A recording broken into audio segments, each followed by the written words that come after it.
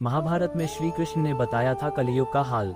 महाभारत के समय पांचों पांडवों ने भगवान श्री कृष्ण से कलियुग के बारे में पूछा कि कलियुग में मनुष्य कैसा होगा, उसके व्यवहार कैसे होंगे और उसे मोक्ष कैसे प्राप्त होगा।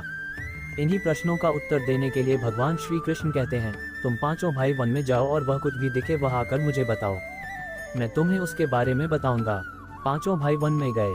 युधिष्ठिर महाराज ने देखा कि किसी हाथी की 2 सूंड है। ये देखकर उन्हें बहुत हैरानी हुई। अर्जुन दूसरी दिशा में गए। वहां उन्होंने पक्षी देखा जिसके पंखों पर वेद की रचनाएं लिखी हुई हैं, पर वह पक्षी मुर्दे का मांस खा रहा है, ये भी आश्चर्य है।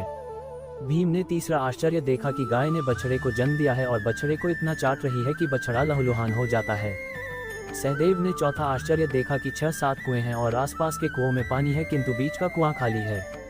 बीच का कुआं गहरा है फिर भी पानी नहीं है।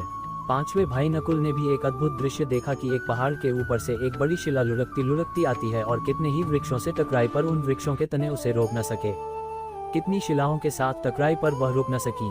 अंत में एक अत्यंत छोटे पौधे का स्पर्श होते ही वह स्थिर हो गया। पांचों भाइयों के आश्चर्यों का कोई पार नहीं रहा। शाम को वे श्री कृष्ण के पास गए और अपने अलग अलग दृश्यों का वर्णन किया। युधिष्ठिर कहते हैं, मैंने 2 सूंड वाला हाथी देखा तो मेरे आश्चर्य का कोई पार न रहा।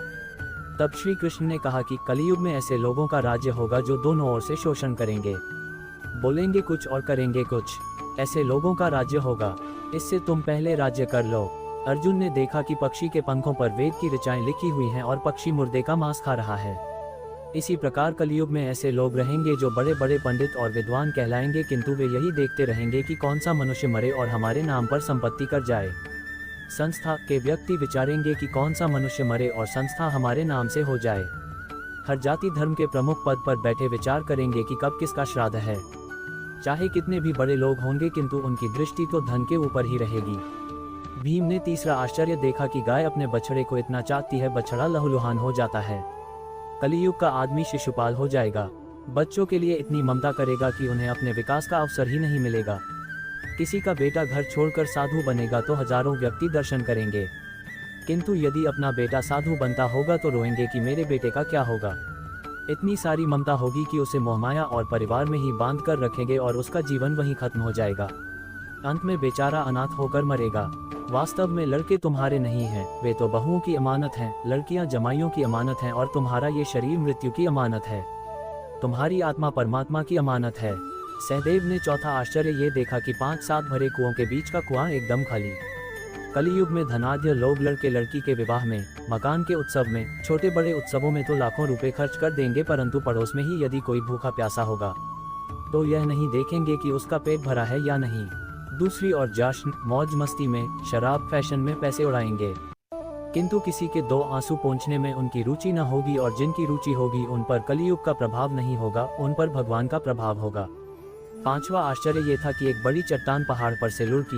वृक्षों के तने और चट्टानें उसे रोक न पाए, किंतु एक छोटे से पौधे से टकराते ही वह चट्टान रुक गई।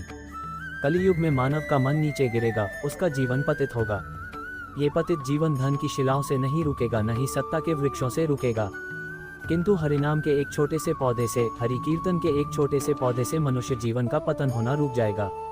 कलियुग में ईश्वर का नाम ही काम आएगा और जो मनुष्य सच्चा और गरीब होगा उसके साथ कोई नहीं होगा, और वही जो मनुष्य अमीर और बुरा होगा उसका साथ सब होंगे, लेकिन सच्चे व्यक्ति के साथ हमेशा ईश्वर देंगे।